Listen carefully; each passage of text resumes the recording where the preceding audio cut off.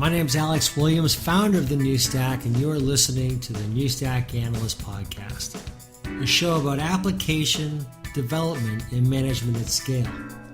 Thanks for joining us. Thanks to NavOps for sponsoring this episode of the New Stack Analysts. NavOps allows an organization to run containerized microservice applications and non-containerized workloads more efficiently on Kubernetes. The scheduler and policy management system provides a virtual multi-tenancy and resource sharing to increase cluster utilization and lower operation costs. You can learn more about NavOps at navops.io.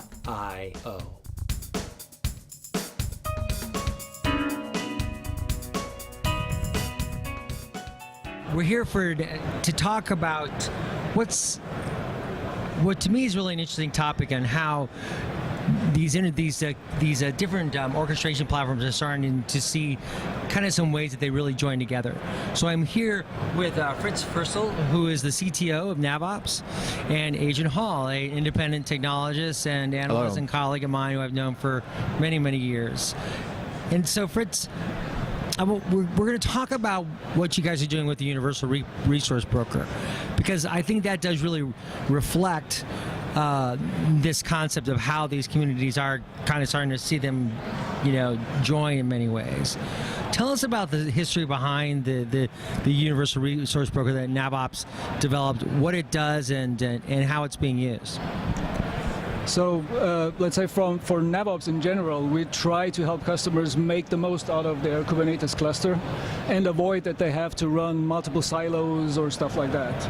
So and in that notion also, Universal Resource Broker was developed because we were trying to help those customers bring Mesos workloads onto Kubernetes without having to run, let's say, a Mesos silo next to their Kubernetes installment. Why were they wanting to bring it over? We have been in touch with Mesos customers who wanted to join the Kubernetes bandwagon, right? Who had some issues with Mesos, let's say, or who liked some of the integrations that live on the Kubernetes side, some of the tooling, and so that's their motivation, really. Okay. So you started developing it for these customers who are looking to... We actually developed URB originally for one of our other products. So we have a scheduling system, workload management system that is in the high performance throughput computing domain. Right. And URB was originally developed for that. But since we have, for NavOps, transported some of our know-how into the Kubernetes world, we thought it's a good idea to do that for URB as well. So we ported it over to Kubernetes last summer and open sourced it in that process. And that's more or less the background to URB. So so Agent, what would be your questions about this kind of resource broker and and how it applies, because it does reflect how companies are using different service broker environments. Even service mesh technology kind of comes to mind when you think of this. Well, I mean, some of the questions that come to mind too, well, like you're talking about taking customers from Mesos to Kubernetes. Then there's been others I've talked to there, like on Triton.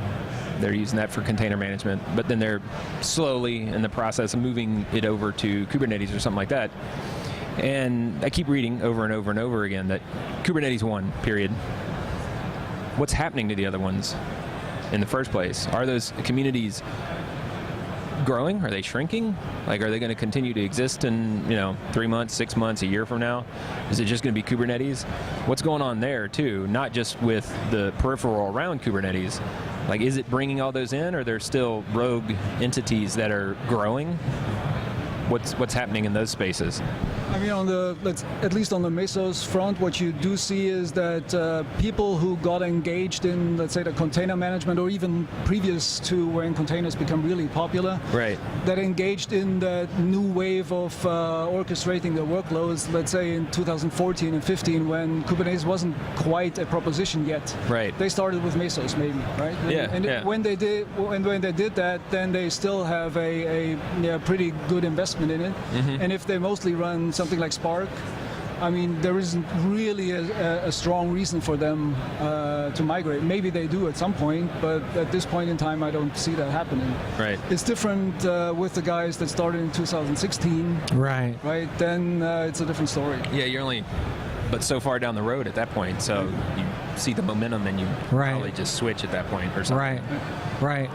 And sometimes I think a lot of the other questions that keep coming up too, as I read these articles, and then whatever someone is using, whether they're using Kubernetes or something else, it's like at the end of the day, they're trying to deploy a service or an application that delivers some type of functionality to a customer. And even if they say they've deployed something on Triton, like I've worked with one company that did that, and they're still on Triton, and they're not even thinking about moving because they can put their containers out there. They don't have any problem. They don't see any need to change because their application is still getting deployed. And their primary concern is how easy is the container going to deploy? How easy can they build the new containers and manage that? So just their images and containers are all they're really worried about. So, of course, that's one use case. There's a zillion other out there. So just, always brings up the question of like what's actually happening to the ecosystem outside of this massive bandwagon everybody's gotten on with Kubernetes. The guys who are really adopting Kubernetes big time are either the greenfield guys or the guys who are using even older technology. Let's say in financial services that had SOA technologies, and those get really rusty. And at some points they say, okay, we have to cut it, we have to switch to something new, and then Kubernetes is a logical choice. Right. Guys who have adopted Mesos, they aren't that bad off, right? Oh yeah, by no means. But then folks who are running Kubernetes, they may look at some of the Mesos frameworks and say, hey, that's actually something suitable. I can use that. Right. So why do I have to rewire that whole code and try to force it into Kubernetes? Yeah. When I can have something like URB that just takes the Mesos framework and just runs it on it. Right. That's really the sweet spot, let's say, for URB. Yeah, definitely. I mean, you said SOA. That was like yesterday. I mean, I've already seen and heard work of like AIX and AS400 jobs getting containerized and brought over into environments. So that is definitely not just yesterday. That's years ago, and some of those are coming over. So I can imagine, even though here we are at KubeCon talking about Kubernetes and everything, there's still a vast majority of stuff that's running out there, and goodness only knows what. And I know a lot of groups want to containerize it, to bring over the modularity and isolation of that without needing to worry about the literally 30-year-old hardware or whatever that some of it runs on. They containerize it and they fix most of those issues. I mean, we have customers in the enterprise space that have certified, really heavyweight, high throughput, specialized workflows, and they run it against this other product that I was mentioning, Univa Grid Engine, right? That is used a lot in the high performance and high throughput computing space. And what we have done in that context, if those customers want to use Kubernetes, we actually have containerized Grid Engine itself. So it runs as a batch workload service, basically. Oh, yeah. They just can submit their non-containerized jobs actually against it. Still, the whole thing runs on the Kubernetes control. So from a control plane point of view, you have the Kubernetes view, and you have all the policies that we provide and so on to control that stuff. But you run your certified workloads. You do not have to recertify it. And in some cases, it's just not worth the effort to do that. Why would you want to? Yeah, totally makes sense. So how does it work? If I'm running workloads in Mesos, and I want to move those workloads over to Kubernetes, how does the URB work? So URB re-implements the Mesos API, basically the one that frameworks talk to. Oh, so did you create an API to? We created an API wrapper, so to speak. Mesos works differently from a resource allocation point of view than Kubernetes. Right. In Kubernetes, you submit a job that asks for whatever resources it needs, and Kubernetes allocates it to them. Right. A Mesos framework basically gets advertisements for resources that are available, picks from them, and tells it to the Mesos master. Okay. Now that's different Kind type of a allocation reverse scheme. of the other. Right. So what we did is, on the one hand, we co-opted the API of Mesos. So you actually the Mesos frameworks talk to our URB master just the way they would talk to the Mesos master, and then we do the translation between those different allocation schemes. It involves some niftiness, so you have to do something like proxy jobs and stuff like that. But Cool. anyhow, in the end, the Mesos framework doesn't notice. They just see it Just the way keeps working. Yeah, exactly. It was. That's cool.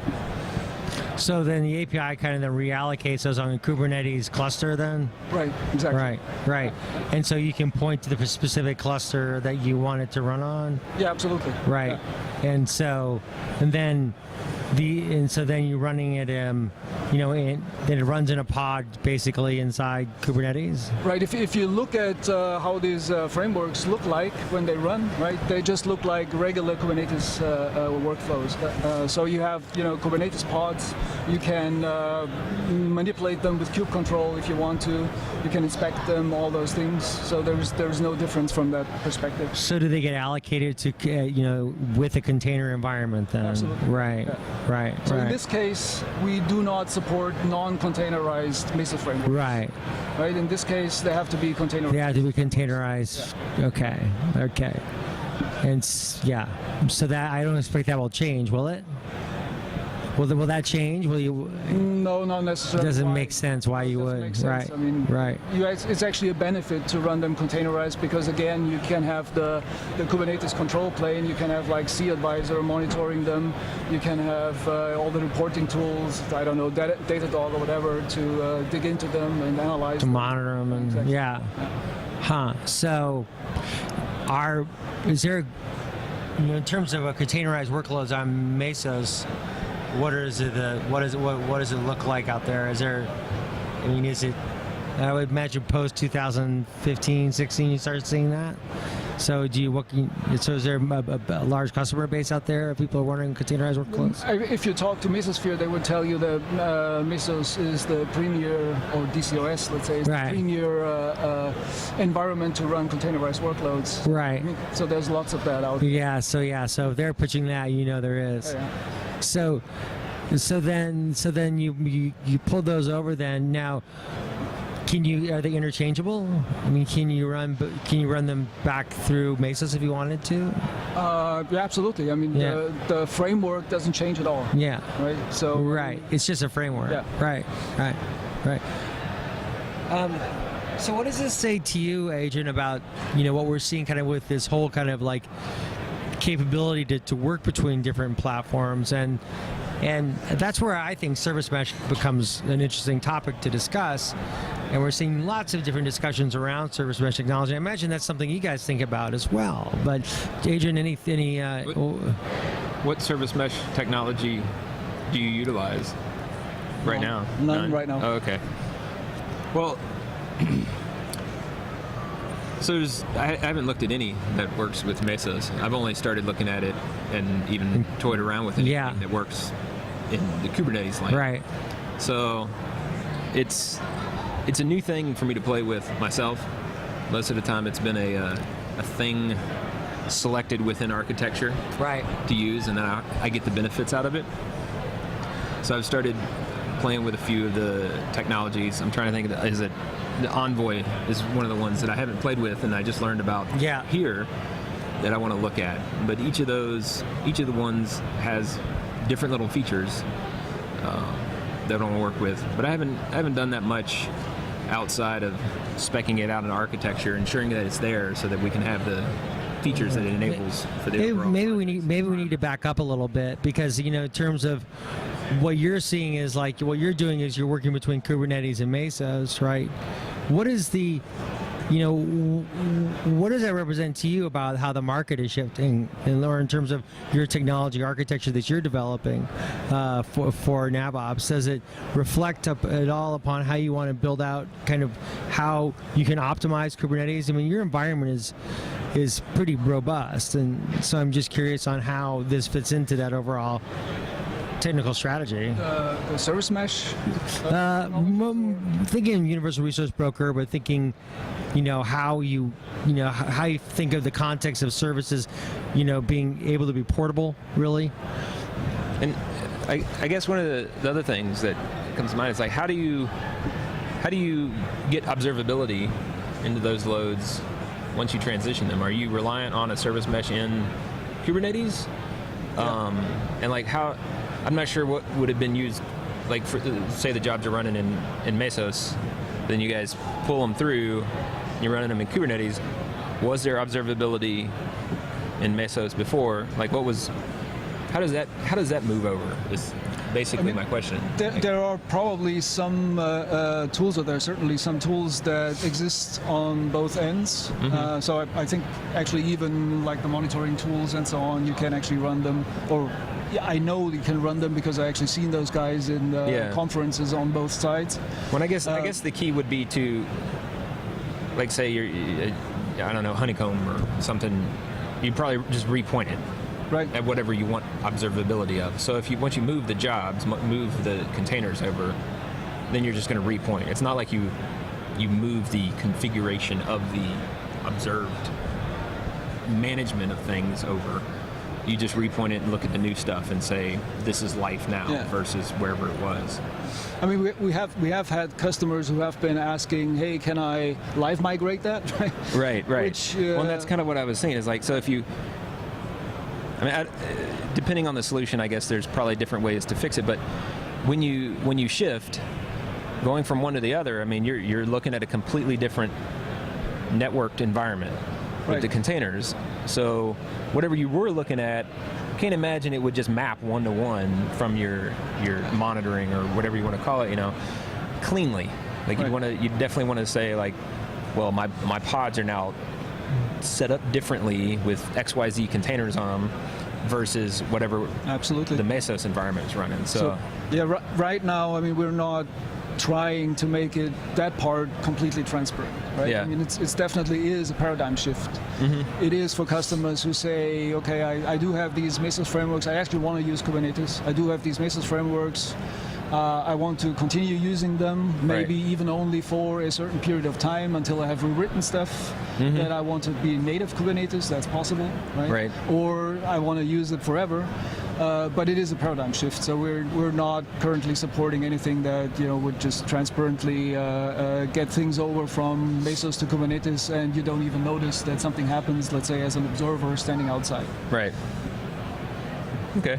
That would be interesting, but let's say a little bit complicated, and I don't know whether the market for that is big enough to justify the investment. Yeah, it seems that might be pushing the nth degree of return.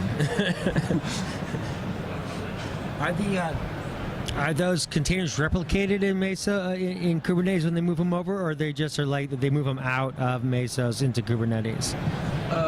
What do you mean by replicated? I mean, are the containers just moving over and then they're out of Mesos essentially? The customers would typically go and say, okay, I'm actually moving that service over from just they're moving out. Right. It would actually be moving out. Right. Okay.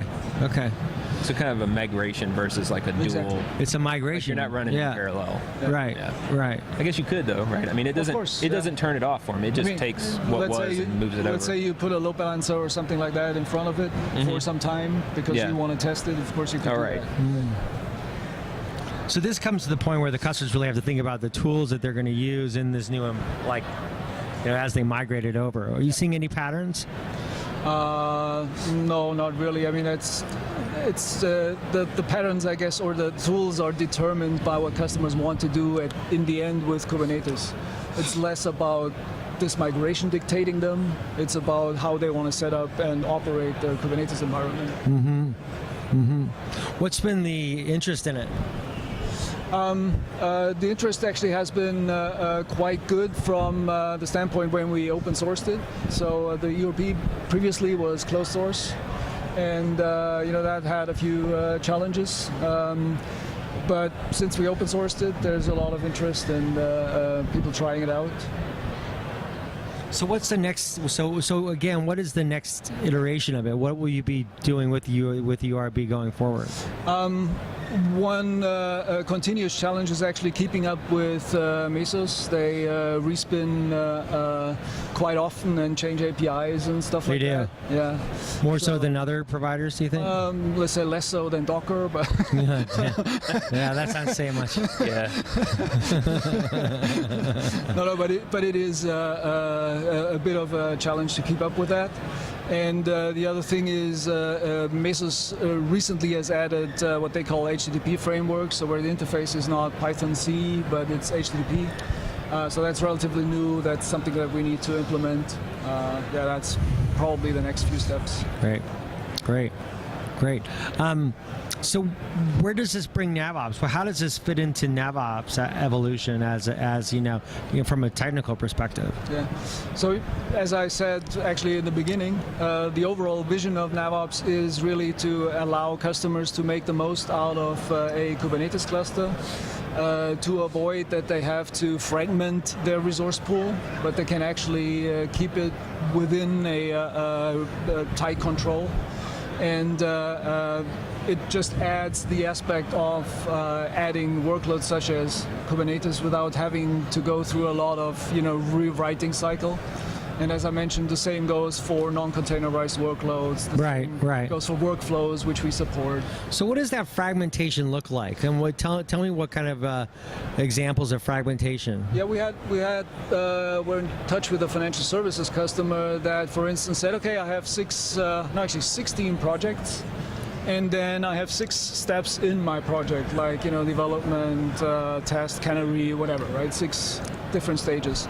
And they actually were planning to set up 6 times 16 Kubernetes clusters for that. 96 clusters. Now you can imagine that these 96 clusters are all but optimally utilized. Right. Actually, more likely they are utilized in the 1-digit range most of the time. So these are 90-something actual clusters, not like namespace divided or anything like that. Just full on 96 clusters. Yeah, that was the plan. That seems an interesting plan.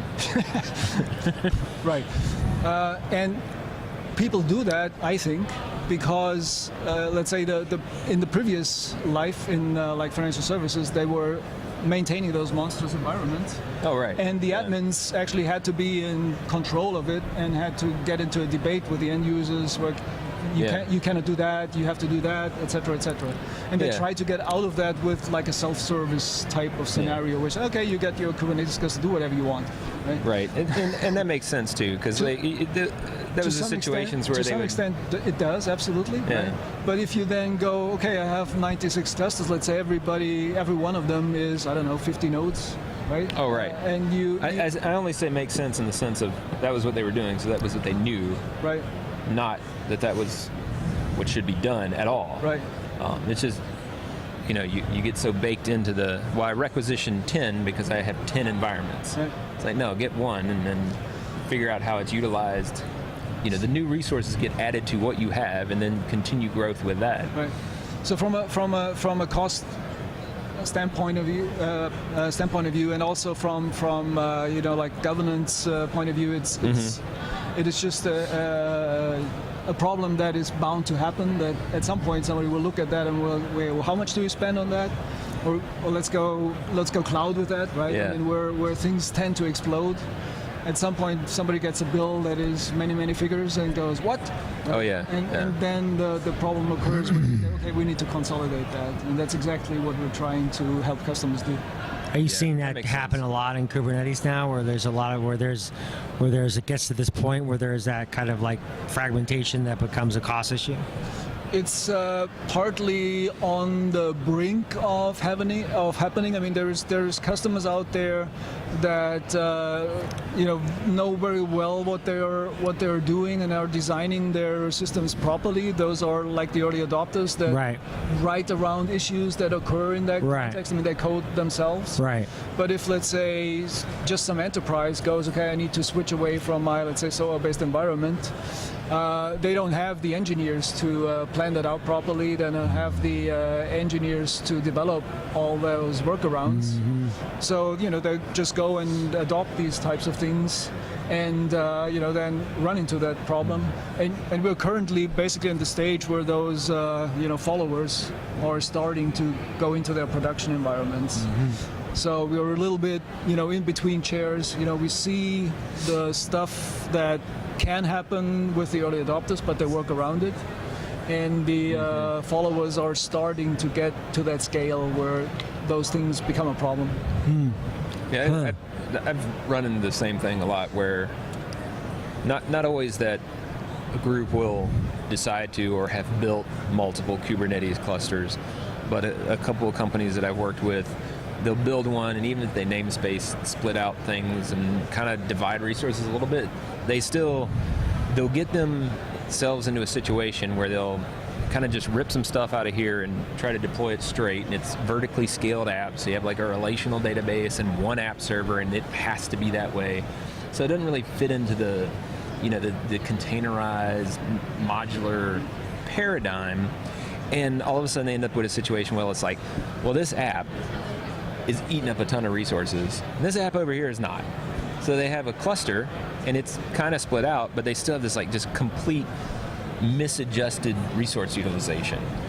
And sometimes it's impossible to really get that split out because they'll pull like an old architected app over, and it's tied to two things. So all you can do is literally scale up that container and kind of hack the container to be able to use as much processor and memory that it can or whatever. But when they can pull it apart, then usually you can use some tooling or some type of mechanisms like you guys' stuff and really start to get utilization more evenly spaced across resources. But that's kind of the dream for a lot of companies. A lot of companies, when they pull stuff over, it's like they get what they've got because that's how the apps are set up. So it becomes a resource allocation issue that they face. Yeah. I mean, it's something that we have seen in like technical computing 2 decades ago. Yeah, I was going to say since forever in tech talk. Yeah. And it took that market some time to get to good utilization. But you know, in a typical tech computing cluster, you're running between 70 and 90% utilization. That's not uncommon. That's not actually. If you get much less, somebody is getting yelled at. Right? Yeah. So it is possible to do that because you want to keep the utilization high. And they have very diverse workloads as well, right? I mean, you have workloads that require huge memory. You have workloads that are parallel. You have workloads that are throughput, etc. And you run that all on one cluster. Yeah. So just make sure that the resources that are free are the resources that are getting stuff assigned to. It's just a huge game of Tetris, basically. Yeah. That's a good way to put it. I like that. Yeah, so that's interesting. I mean, that's going to be, we're starting to see that much more as an issue kind of across the Kubernetes community is the optimization of resources, right? Yeah. You know, because in some respects, there's a handful of customers who need considerable resources, right? They may have used something like, you know, just in terms of service mesh, right? Linkerd, right, which is like requires a lot of memory and a lot of CPU power, and now you have, they just kind of rewrote it to, well, they wrote their own new service mesh environment called Conduit. Yeah. And that has a much smaller footprint. It which seems then like most of it should. Yeah. Or should be able to at least. Right. And it seems some parallels there where, like, you know, people are trying to come across this issue where you know, how do you manage these resources and do it effectively? Right? I mean, one of the reasons why you may not see, or why it's not being something that's talked here at these shows day in, day out, is probably because lots of customers come from a VM scenario and they ran 1 VM per app, right? Yeah. Right. And, you know, that had utilizations of 7% or something like that. But I think some of And that too. if they go to 30%, you know, they say, hey, victory. Right. And I think a lot of that too comes from the crux of the VM situation where you're duplicating your whole operating system. Right. I mean, that's it. And so you have all of the operating system, and whatever comes along with it, no matter what, your app does. So your app probably needs like a minuscule bit of what that operating system actually provides. And you flip around and you take containers, and you're talking about a slice of the OS effectively. Right. So you get all these things that are now, you're isolating them to little chunks, and your OS is really just sitting there allocating resources to the split out of containers at that point. And that makes it a lot more available and efficient, or at least the possibility to be available and efficient in a lot of ways, versus the VM is effectively tightly coupled to one application or one thing at a time. And in this way, we're still kind of keeping that paradigm for the core OS, I should say core OS, that's a thing. But the primary operating system is still tied to one thing, but that thing just happens to be whatever's running a bunch of containers or whatever, and slicing out the kernel slice for all that stuff. But it is the big advantage in containerization. Yeah. And of course you get the immediate gain, but if you have lots of moving parts then, and if you're not good at placing them, then you still lose a lot of headroom. That does seem to be the challenge of this new frontier of containers and virtualized networking on top of the virtual network of the network. What is that? What is that challenge, you think? Well, how would you encapsulate it? Well, like in Kubernetes, we're talking about a whole new universe basically sitting on top of the existing universe we had. Right. Because we have the physical hardware, which has the physical network, and it's allocated whatever, IPs, OSI, stack, etc. Then you have the servers and the operating systems that are on those sitting there running somewhere. And if we're super lucky, we have like containerized something or other, whatever, Kubernetes on hardware, like straight on the metal. And if that's the case, then we've ripped out a lot of what's in between nowadays, but a lot of the time that's not what we have. What we have is now on top of that hardware is something that then is running X number of virtual machines, and the virtual machines are then running another network tier and whatever communication levels for that, and then the containers derived from the container images on top of and in that network environment. And to make matters even more complicated, you have networking tiers that sometimes breach concern layers, and they talk amongst each other. Like the virtual, programmatically managed network may be talking to literal physical network devices that can't be programmatically managed. It can get even worse, right? If you run virtual machines that run something like Mesos or DCOS, and then that runs Kubernetes. Right, exactly. So I mean, the levels of inception don't actually stop anywhere. They stop somewhere at, well, now you've crashed everything. Yeah. But yeah, that's the thing though, and I find myself a lot of the time whenever I'm giving a presentation, especially in any type of Kubernetes 101 thing or even Docker 101 type of workshop or session or whatnot, a lot of the challenge is to describe that basically what you're hearing, a lot of it will sound familiar. We're still talking about networking. We're still talking about instances of some slice of an OS or whatever. It's another layer of abstraction that's completely virtualized and can be managed programmatically, which is what the real benefit and achievement of this layer, this extra abstraction layer in computing is. Right. So has this affected your own technical infrastructure to any kind of major extent? Because now you're kind of sitting in the middle of this being this, providing this resource broker? Yeah, it does. Less so from the resource broker point of view, more from our traditional business, technical computing business. So we do see customers that have an interest in running their technical computing on infrastructure like we have been discussing, which in this case would mean they would, let's say, use Kubernetes to manage the whole pool of resources, and then run things like our workload management system as a service, and then, for instance, run some big data applications on top of Kubernetes, and let's say run some web applications that they use for the internet things or for the customer also on top of that. So it becomes more of an integration point, which really bridges very different types of workloads, which formerly lived in totally different departments, even in those companies, right? They were not even talking to each other. I mean, we had cases where we went into our customers and said, existing customers of ours, right? Can you introduce us to the big data guys, or can you introduce us to the web application guys? We don't know them. But now we find customers that are looking at really consolidating those types of things. Right. So now they're running kind of all together, in that Kubernetes environment, and they're treated as components. I will say this is quite forward-looking, right? So there isn't too many people that you find of that nature, but they do exist. Right. And so they're moving applications. They're turning out. They're kind of like transforming their applications almost into components themselves to some degree. Because if they're running in containers, right? They're creating services. A part of those applications needs to transition. Another part, like I've mentioned, can actually stay as it is. It just runs against the service that is containerized. Right. Well, this has been a great discussion. I really appreciate your time, Fritz. My pleasure. And maybe you could just tell, just some finale, tell people a little bit more about NavOps and, and where you are going in the next year. What is it kind of some of the direction you want to take the company and the technology? Right.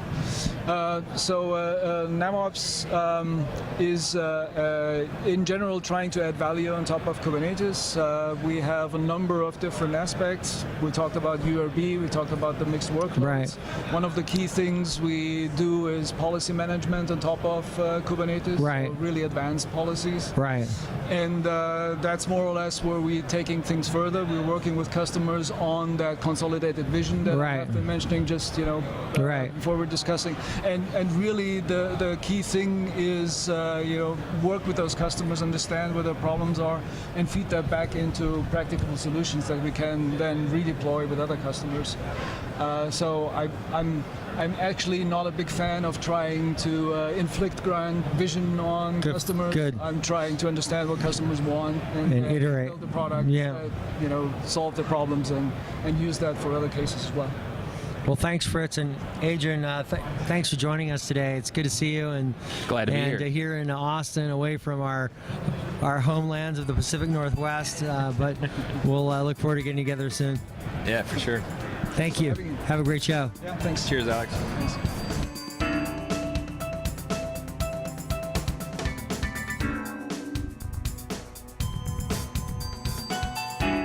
Thanks to NavOps for sponsoring this episode of the new Stack Analysts. NavOps allows an organization to run containerized microservice applications and non-containerized workloads more efficiently on Kubernetes. The scheduler and policy management system provides a virtual multi-tenancy and resource sharing to increase cluster utilization and lower operation costs. You can learn more about NavOps at navops.io.